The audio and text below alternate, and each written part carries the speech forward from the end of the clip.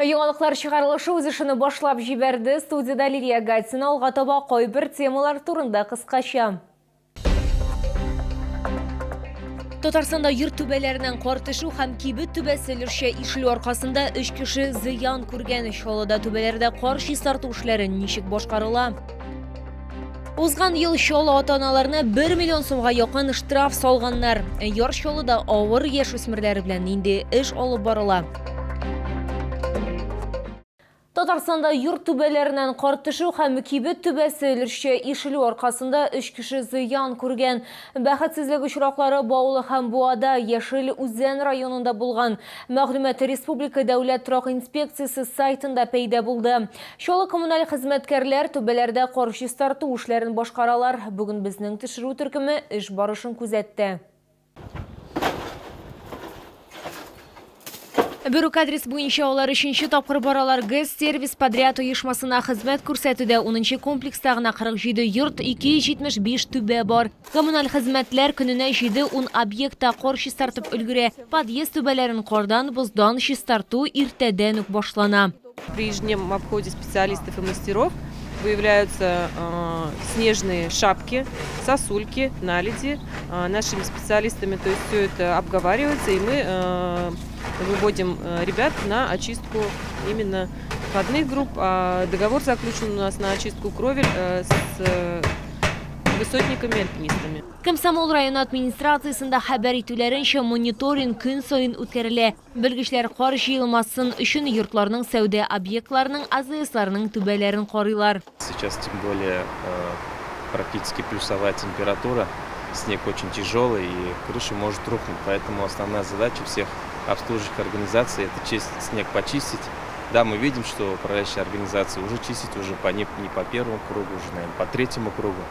Но, тем не менее, снег идет и идет, поэтому данную работу нужно организовывать. Чөнки таләпләре барысы өчен дә бер төрле дип искәртте Ленар Әхмәтҗанов. Хәзер барысы алдында куркынычсызлыкны тәэмин итү бурычы тора. Шуңа күрә бу атнада кар чистарту эшләре тәмамланыр дип планлаштырыла. Лилия Гатина, Эльмира Гайнетдинова, Фәнис Иксанов, Яңалыклар. Барлык түбәләрне дә кардан һәм боздан чистартырга өлгермәделәр. ГЭС бистәсенең 6-нчы комплексында әле һаманда балкон һәм йорт түбәләреннән боз сөңгеләре асылынып тора. Бу халыкны борчый, алар кар катламнары җәяүлеләр өстенә төшәргә мөмкин дип куркалар. Урынга хезмәттәшем чыкты. Мондый күренеше ГЭС бистәсенең 6-нчы комплексындагы 5 катлы йортның һәр подъезды янында диярлек күзәтелә. Җирле халык сөйләвенчә кар чистарту эшләре даими алып барыла, ләкин кар катламнары тиз арада яңадан үсә. Чаллы халкы бу сөңгеләре теләсә кайсы вакытта җәяүлеләргә төшәргә мөмкин дип борчыла. Очень опасно, тем более для детей. Дети же могут здесь гулять, как бы, не дай бог. У меня вот племянница, допустим, вот гуляет иногда. Не дай бог, вот что-нибудь упадет. С этим надо что-то делать. Люди проходят, дети играются. Хорошо бы, если убирали вовремя. Халык сорауларына җавап алу өчен без идарәче компанияга мөрәҗәгать иттек. Работниками подрядных организаций ежедневно отрабатываются опасные участки кровельных и балконных покрытий. В избежание несчастных случаев просим жителей производить очистку непроектных, самовольно возведенных козырьков балконов, а также очищать от сосулек балконные рамы и остекления. Собственник данного жилого помещения обязан демонтировать эти навесы. И по сути, раз он этот навес сделал, также и чистить должен, по сути, самостоятельно. Если, не дай бог, что-то случится по его вине, упадет снег либо сосульки с его крыши, то отвечать будет именно этот собственник жилого помещения. Хезмәт күрсәтүче оешмада фотосурәтләр тәкъдим иттеләр. Анда түбәләр кардан һәм боздан чистартылган булуы күренә. Куркыныч участоклар ачыкланган очракта кешеләрдән идарәче компанияга үз экраннарыгызда күргән телефон номеры буенча хәбәр итүләрен сорыйлар. Лилия Гатина, Яна Вальдю, Фәнис Иксанов, Яңалыклар. Йөзмәсеннәр өчен Тукай районында язгы ташуга әзерләнәләр. Бу хакта бүген аппарат киңәшмәсендә сөйләштеләр. Моннан тыш район башлыгы Камил Нәҗмиев йорт түбәләренең торышына аерым игътибар бирде. Ул коммуналь хезмәткәрләрне йорт милекчеләрен аларны кардан һәм боздан чистартырга өндәде. Тукай районы башлыгы Камил Нәҗмиев хәзер йорт түбәләрен боз һәм кар төшү куркынычы артуына игътибарына юнәлтте. Бу стропиларга зур йөкләнә, шуңа күрә кар җыю эшләре дәвам итеп кенә калмыйча көчәйтелергә дә тиеш. Пока есть возможность, призываю всех очистить кровли от снежных навесов. И за этим совместно с исполнительным комитетом и управляющим компаниям всем образовательную культуру, спорт вести работу. Камил Najmiyev сүзләренчә, икенче мөһим момент язгы ташуга каршы чараларга әзерлек буенча гадәттән тыш хәлгә комиссия уздыру. Вакыт азая бара. Тукай районы башкарма комитетында хәбәр итүләренчә, язгы ташу 2026 планы төзәтелгән һәм расланган. По расчетам наихудшего сценария развития паводковой обстановки в 2026 году в зоне возможного подтопления могут оказаться 4 населенных пункта. Всего 54 дома, около 150 человек. Объекты социального, экономического, культурного и транспортного значения под угрозу подтопления не попадают. Хәзер су үткәргеч торбаларны чистарту, гидрологик хәлне күзәтү өчен җаваплы кешеләр билгеләү кебек эшләр башкарырга кирәк дип нәтиҗә ясады Ленар Маняпов. Лилия Гатина, Эльмира Гайнетдинова, Сергей Вильданов. Яңалыклар. Узган ел чолы ата-аналарына 1 миллион сумга якын штраф салганнар. Мондый сумманы шәһәр халкы үз балаларының хокук бузулары өчен түләгән. Бу хакта мэриядә аппарат киңәшмәсе вакытында башкарма комитет җитәкчесе урынбасары Венер Харисов сөйләде. Бәлик булмаганнар эшләре буенча комиссиядә 2000гә якын административ материал каралды. Чолыда авыр яшь үсмерләр белән нинди эш алып барылганын хезмәттәшем сөйләр.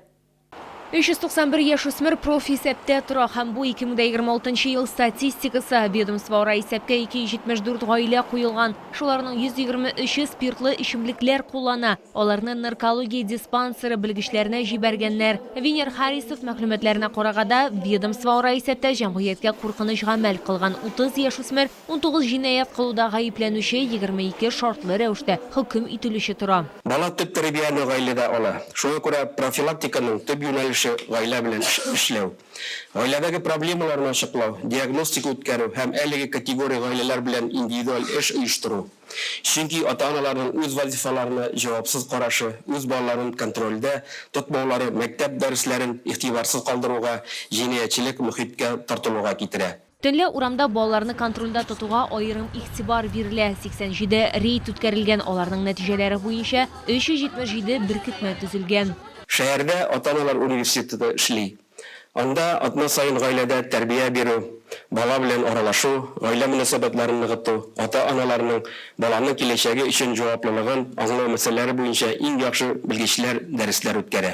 Шәһәр мэры шулай ук профилактика эшенең мөһим булуын һәм гаиләнең зур роль уйнавын билгеләп үтте. Семья, родители, и в первую очередь они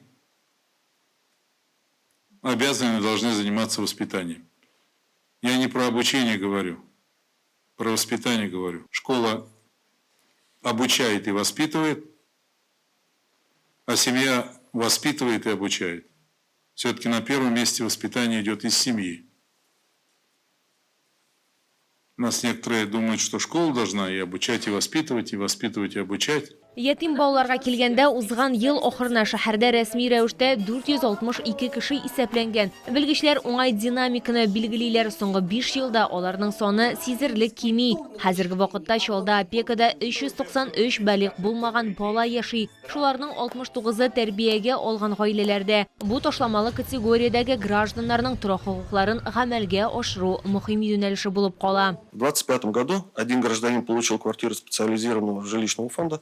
8 человек улучшили свои жилищные условия путем реализации жилищного сертификата. Для удобства решения проблемы прием заявлений и документов от совершеннолетних граждан, включенных в список на получение жилья, дополнительно осуществляются в отделе опеки. 2025 елда бүлек халыкка 31 юнәлеш буенча 2960 дәүләт һәм муниципаль хезмәт күрсәткән. Опека һәм рәсмиләштерү һәм бәлик булмаганнарның мөлкәте белән алыш-биреш итүгә рөхсәтләр бирү буенча хезмәткәрләргә ихтыяҗ аеруча зур булган. Лилия Гатина, Сергей Вильданов. Яңалыклар.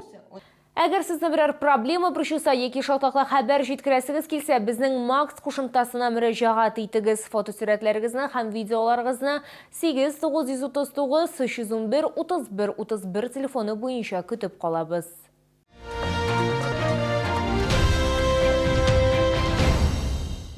Ураза тотучылар игътибарына иртәгә изге Рамазан айының 15-нче көне сәхәр ашау төнге 4 сәгать 8 минутта тәмамланырга тиеш. Ифтар яисә авыз ачу вакыты 17 сәгать 14 минутка туры килә. Әгәр дә кешеләр Рамазан аенда нәрсә бар икәнен белсәләр, әлеге изге айның ел буе булуын теләрләр иде дигән Пәйгамбәребез Мөхәммәд саллаллаһу алейхи ва сәллям. Шуңа күрә Рамазан аеның нинди кадерле ай икәнен исебездән чыгармыйк. Бу сезгә җиткерәсе соңгы мәгълүматыбыз иде. Мин Лилия Гатина сезнең белән сау булашам. Исән-имин булыгыз.